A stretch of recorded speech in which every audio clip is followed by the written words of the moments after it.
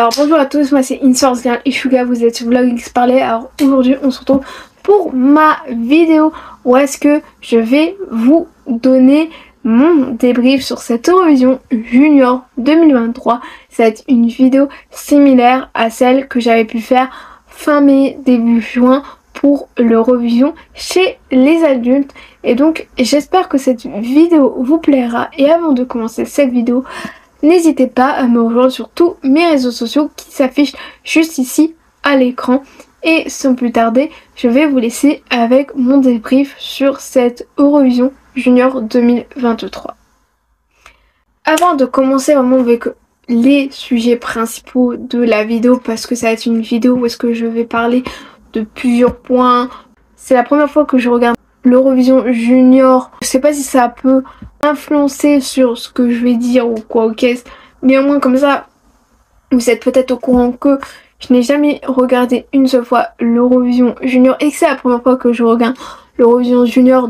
Je sais pas qu'est-ce qui s'est passé les autres années, qu'est-ce qui s'est passé depuis 2003. Et ensuite, n'hésitez pas à me dire tout au long de la vidéo, partagez moi vos avis sur cette Eurovision Junior 2023. Qu'est-ce que vous avez aimé, pas aimé, vos incompréhensions, à réagir à ce que je dis, mais en restant bien sûr dans la bienveillance, parce que moi c'est ce que j'attends, c'est vraiment de la bienveillance de votre part.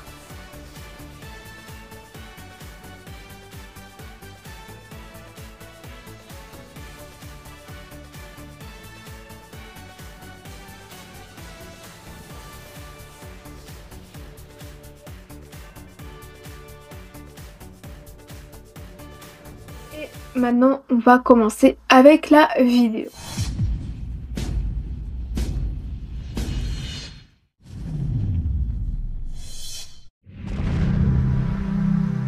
Alors déjà, j'ai vraiment bien aimé la petite scénographie qu'il y a eu au tout début avec Lisandro, comme quoi il dit oui, qu'il est un héros, qui peut voyager dans le temps, qui peut contrôler les éléments, tout ça, ça j'ai vraiment adoré.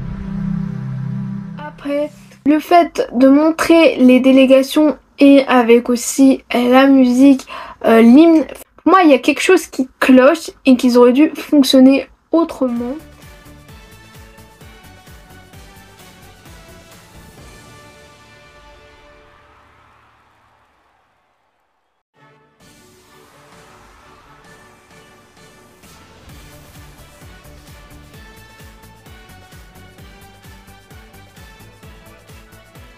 La fin que j'ai bien aimé, que j'ai adoré, les Heroes qui chantent avec certainement une grande chanteuse de gospel. Que ça, la fin j'ai vraiment bien aimé.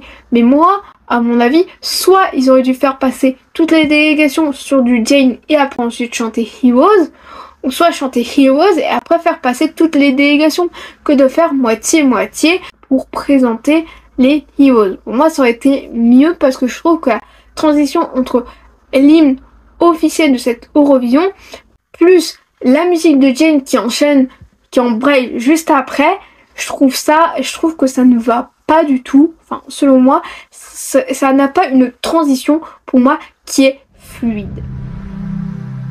Ensuite bien sûr pour la cérémonie, pour clôturer on va dire le début, enfin la cérémonie d'ouverture, bien sûr on nous présente comme d'habitude les présentateurs, présentatrices qui allaient être là, comme quoi les deux présentateurs officiels c'est Olivier Mine et Laurie Tillman. Après ils ont présenté la co-animatrice qui est une influenceuse qui a plus de 4 millions d'abonnés sur TikTok, qui est Ophénia, bien sûr, qu'on reviendra là juste après. Moi, franchement, les deux présentateurs, j'ai rien à redire sur eux. Olivier Mine, vu qu'il vit en Amérique, qu'il a une maison en Amérique, moi je trouve que franchement il se débrouille quand même bien en anglais et c'est vraiment bien qu'il soit présentateur et que ça soit lui qui participe beaucoup plus en anglais. Après Laurie Tillman, elle était plus là pour parler en français vu que les langues officielles de l'Eurovision normalement c'est le français et l'anglais. Bon après c'est sûr que chez les adultes c'est comme ça, mais je pense aussi que chez les juniors c'est à peu près la même chose. Bon, maintenant l'autre personne qui avait aussi un rôle autre que animateur et animatrice au départ comme Olivier Mine et Laurie Tillman, on va parler de Ophénia parce que elle aussi elle a été présentée à la toute fin de la cérémonie d'ouverture. Déjà c'est une personne que je n'aime pas pour diverses raisons, je ne vais pas m'étaler dessus parce qu'après si c'est pour qu'on se retourne contre moi, parce que je ne dis pas ça parce qu'en fait je voulais que mon ami Slide ait un rôle au sein de l'Eurovision, c'est pas parce que lui n'a pas eu de rôle au sein de l'Eurovision que forcément c'est ça qui fait que je n'aime pas Ophénia. Non, c'est pas pour des trucs qui a en rapport avec l'Eurovision. De toute façon, si vous voulez vous informer et savoir quelques trucs, quelques dramas dans lesquels elle a été citée, etc., il y a des comptes comme Dear Chris, Saphir et des comptes sur TikTok qui en parlent d'Ophénia, qui auront peut-être des mots plus justes que moi. Après c'est sûr que je ne comprends pas son rôle d'ambassadrice digitale parce qu'au départ elle a été annoncée en tant qu'ambassadrice digitale et maintenant elle n'a plus été annoncée aussi qu'en tant qu'ambassadrice digitale, mais elle avait été aussi présentée en tant que co-animatrice, chose que je reviendrai plus tard de la Green Room, tout ce qui a été dit en Green Room, j'en reviendrai plus tard dans la vidéo. Mais bon, j'espère qu'un jour Side pourra avoir un rôle au sein de l'Eurovision ou de l'Eurovision Junior, mais moi aussi ça m'intéresserait, je sais pas, de commenter ou d'être présentatrice ou de faire un peu comme je répète, mais c'était un truc que j'avais vraiment bien aimé avec Nikki Tutorials, où est-ce qu'en fait elle invitait chaque personne à discuter. En fait c'était comme une mini interview et comme ça on apprenait un peu plus sur les artistes, vraiment un concept et tout. Ça serait hyper cool, mais bon c'est sûr que je peux rêver pour faire ça. Autant me lancer et faire un podcast, hein, autant faire ça à la limite.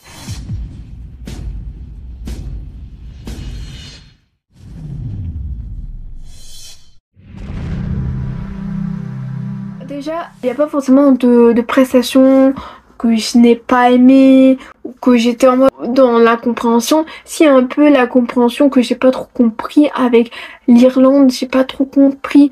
En fait, c'est qu'il y a une chanteuse principale, mais à la fin, c'est comme si avec quelqu'un qui était en featuring avec elle.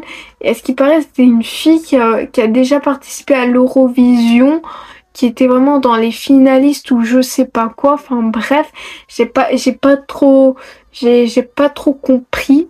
Ensuite, c'est sûr que oui, j'ai entendu parler de parler de l'Ukraine. Alors c'est sûr que l'Ukraine, la musique, ça allait. C'est sûr que oui, moi je m'attendais à des costumes comme elle avait dans les vidéos que j'avais vues aux couleurs de l'Ukraine. Bon là c'était plus en mode couleur florale, voilà, en mode flora comme dans les Wings et tout. Moi les couleurs ça me faisait refléter et penser à ça. Par rapport à l'Ukraine, c'est sûr que moi j'ai pas trop compris en fait les images qu'ils ont mis sur les grands écrans, ça faisait plus un peu en mode animé, manga. C'est sûr que j'ai pas trop compris en fait ça et le rapport de sa musique. C'est vrai que j'ai bien aimé l'Allemagne qui, la chanteuse, elle a en même temps fait signer en fait sa chanson comme ça. Les gens qui sont sourds, malentendants, au moins ils peuvent comprendre les paroles de la chanson et ça j'ai franchement bien aimé. Après c'est sûr que on se plaint, ouais, que chez les adultes ils chantent beaucoup en anglais, mais il y a quand même des pays qui ont chanté en anglais et dans leur langue d'origine. Et il y en a quand même aussi beaucoup qui ont chanté que dans leur langue d'origine. Après c'est sûr qu'il y a l'Espagne qui a glissé quelques mots dans d'autres langues comme en français. Je tenais à souligner, après c'est sûr que je pourrais pas vous dire tous les pays qui ont chanté dans leur langue d'origine et tous les pays qui ont chanté et en anglais et dans leur langue d'origine et les pays qui ont exclusivement chanté qu'en anglais parce que je n'ai pas vu passer de vidéo, même en cherchant un peu, il n'y a pas de vidéo que j'ai vue sur YouTube parlant de ça. Après, j'ai forcément rien à redire vis-à-vis des prestations. Toutes les prestations étaient bonnes. C'est sûr que moi, j'avais des préférés. Après, il y avait des musiques bonnes. Il n'y a pas forcément de musique que je me suis dit, ouais, mais non, mais en fait, celle-là, je l'aime vraiment pas du tout.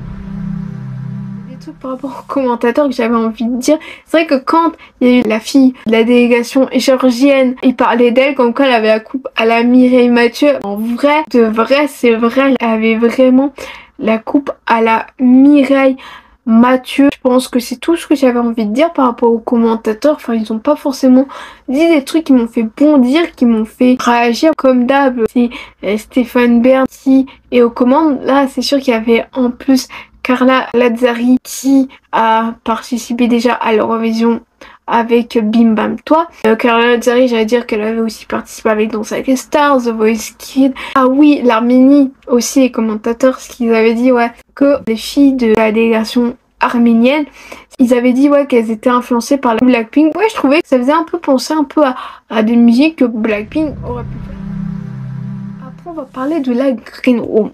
Déjà, la Green Room, je trouve qu'elle est pas waouh, impressionnante, spectaculaire. Je trouvais un peu simpliste des banquettes. Bon, c'est sûr, c'était des banquettes de couleurs, mais un peu simpliste. Il y avait même pas une petite table, je sais pas, une table pour peut-être mettre de l'eau. Mais bon, je trouve que les interventions de Ophénia, la Green Room, c'était pas si intéressant que ça. Parce qu'en fait, c'était tout le temps les mêmes questions posées. Après, c'est sûr qu'on s'est fait un peu la réflexion que oui, que certainement les heroes savaient à l'avance les questions, savaient quoi répondre, bien sûr, en anglais. Que dire de plus que c'était tout le temps les mêmes questions, que c'était pas forcément intéressant ces passages-là. C'était là pour être là, c'est moi, ça comblait du vide. C'était juste ça, point barre. Voilà tout ce que j'avais à dire pour ça.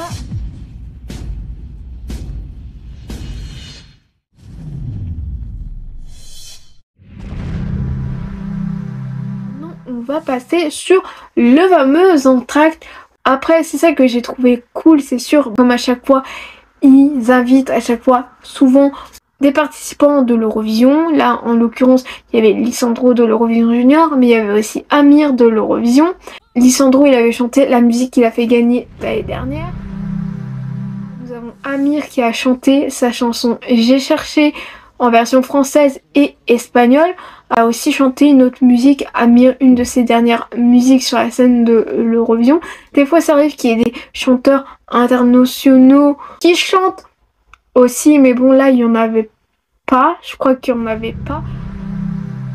Ce que j'ai vraiment bien aimé durant cet entracte, c'est quand ça a chanté We are the world, We are the children. Ça c'était vraiment une belle musique, en plus c'était repris par les juniors qui ont concouru pour la France. Il y avait comme Angina, Valentina, Enzo, Lisandro, tout ça c'était trop beau. En plus il y avait les chœurs, c'était vraiment le moment le plus magique. Je trouve qu'elle est vraiment bien choisie. En plus c'est plutôt une musique de message de paix.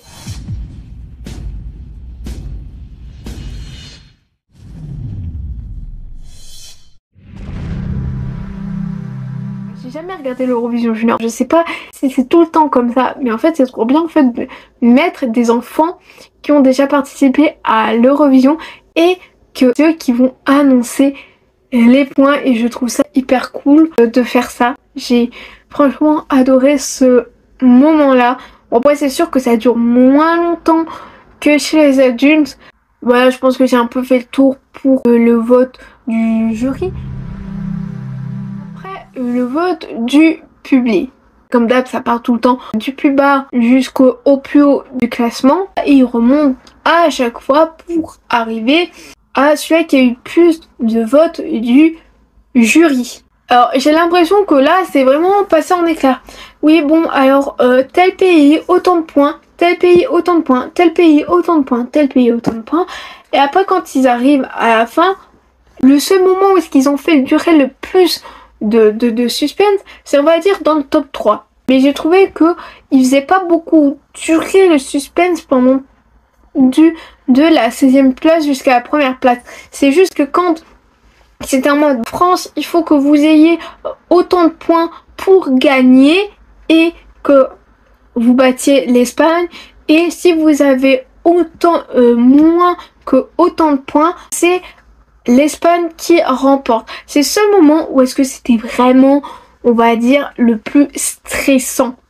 Le moment où est-ce que là, on était tous en haleine devant la télévision. Je sentais qu'on allait faire un doublé. Après, si la France n'avait pas remporté l'Eurovision Junior, moi là, j'aurais plutôt vu l'Espagne et je trouve que c'est hyper mérité. Après, un peu dommage pour ce qui est des Pays-Bas parce qu'en fait, j'avais clairement vu que les Pays-Bas pouvaient potentiellement remporter et gagner cette année.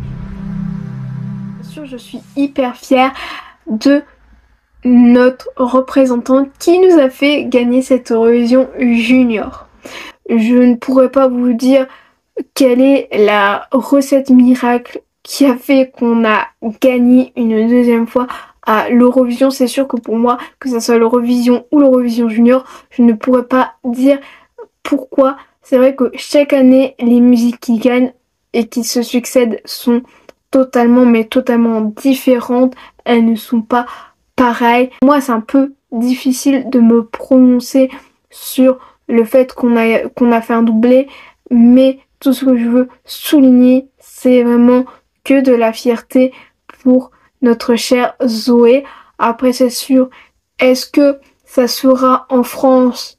Je ne sais pas. Après ça, il m'a dit qu'il a entendu que ça serait peut-être en Espagne, mais bon, why not? Pourquoi pas? Après, c'est sûr que j'ai entendu que à cause peut-être du fait qu'il va y avoir les JO en 2024, peut-être que la France ne l'organisera pas. Après, c'est sûr que France Télévisions et l'Eurovision, pour moi, d'après ce que je comprends, vu que c'est deux entités totalement différentes, pourquoi l'Eurovision ne se ferait pas?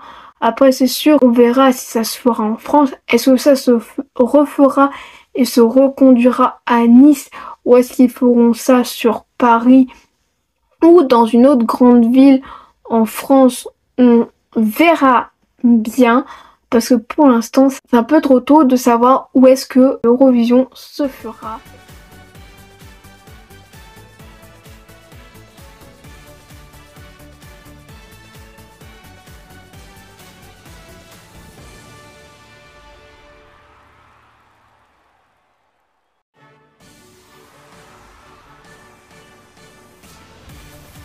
Quand elle a rechanté sa musique et que là il y a tous les heroes qui sont venus sur scène, lui ont fait un câlin, et trop beau comme moment. Tout ce que j'avais à vous dire pour cette Eurovision Junior 2023, n'hésitez pas à me dire vous si vous avez aimé, pas aimé, qu'est-ce que vous en avez pensé, tout ça. Et c'est sur cette note là que je clôture cette vidéo. Cette vidéo est à présent terminée, j'espère qu'elle vous aura plu et si elle vous a plu, n'hésitez pas à la liker, à partager sur les réseaux sociaux, à vous abonner à la chaîne en activant la cloche des notifications et donc on se retrouve très prochainement pour la prochaine vidéo et le prochain bisou action et je vous fais d'énormes bisous.